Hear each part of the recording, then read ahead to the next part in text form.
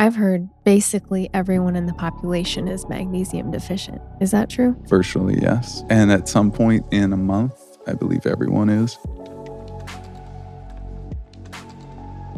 The last 60 years, we've lost around 40% of the nutrients in our topsoil. This is alarming and astonishing, and this is rapidly declining. That means that our food is 40% less nutrient than it was before. We're just nutritionally way depleted in contrast to previous generations, is what you're telling me. And this makes such a powerful difference when women give birth because they pass those deficiencies on to the child. So we're not only experiencing this as a result of our environment, we're genetically now perpetuating this through our DNA.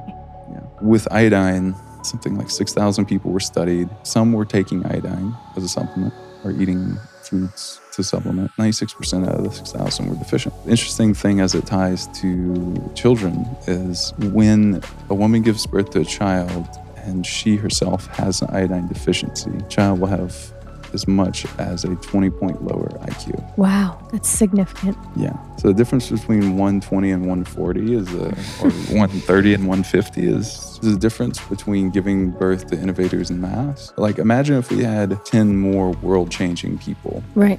That were able to create truly magnificent, awe-inspiring, huge levels of change. Right. Just 10 more. My goal is to change healthcare and improve it to really what healthcare could be. And one of the key components, since we just went through how important minerals really are, is testing for those.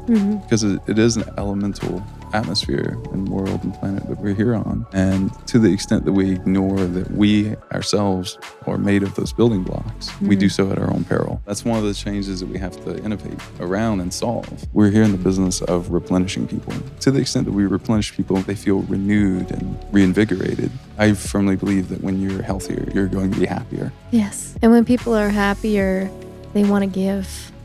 And when they give their magic, everyone's respective magic, everyone wins.